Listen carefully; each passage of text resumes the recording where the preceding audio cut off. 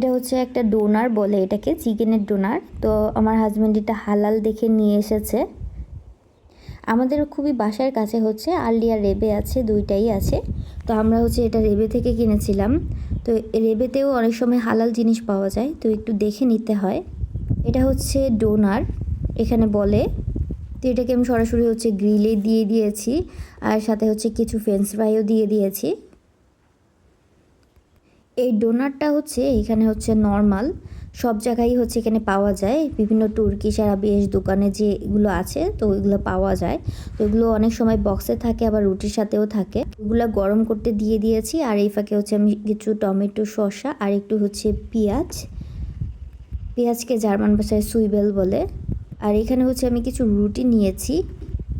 এই রুটিগুলো হচ্ছে দেখতে অনেকটা এরকম 6 পিসের মতো হচ্ছে থাকে। তো আমি হচ্ছে এখানে কিছুটা বানানোর জন্য রেডি করব।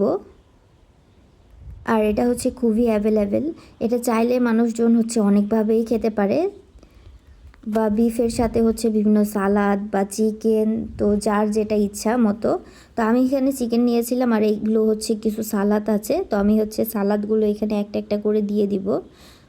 তো আমি হচ্ছে আগে টমেটো দিয়েছি, টমেটো, শসা, ডোনারের মাংসটা, আর একটু হচ্ছে হোয়াইট সস, আর হচ্ছে টমেটো কেচাপ। এটা হচ্ছে খুবই বানানো সহজ। তো এটা হচ্ছে রেডি হয়ে গেছে। আমি পরপর এখান থেকে 3টা বানিয়েছি। আর পরবর্তীতে আমি আবার এখানে কিছু ফ্রেঞ্চ ফ্রাইও অ্যাড করেছিলাম। আর আমরা যদি কেউ এটা বানাতে চাই সেক্ষেত্রে হচ্ছে চিকেন বা বিফ আলাদা হচ্ছে সিদ্ধ করে হালকা একটু ভেজে নিলেই হচ্ছে আমরা এটা খুব সহজেই মাংসের যে কিমাটা ওরকম করে ফেলতে পারবো। তো মাংস হালকা স্লাইস করে কেটে পরে নিজের পছন্দ মতো হচ্ছে সালাদ, যেগুলো টমেটো, শসা এগুলো অ্যাড করতে পারি, আর একটু সাথে কাঁচামরিচও অ্যাড করতে পারি। রুটি বানিয়ে এক এক করে হচ্ছে বিভিন্ন মাংসর সাথে হচ্ছে এইভাবে সালাদ টালাদ হচ্ছে মিক্সড করে দিলে তখন হচ্ছে খুব সহজে ইজিলি হয়ে যায়। আর আমি এখান থেকে 3টা বানিয়েছিলাম, টোটাল হচ্ছে আমাদের 3 পিস করেছি, যেহেতু আমরা হচ্ছে মানুষ 3 জন। এটা খুবই ইজি, চাইলে যে কেউ বানাতে পারবে। আর আমি আমার নিজের অভিজ্ঞতাগুলো আমি আপনাদের সাথে শেয়ার করি। তো সবাই ভালো থাকবেন, সুস্থ থাকবেন। আল্লাহ হাফেজ।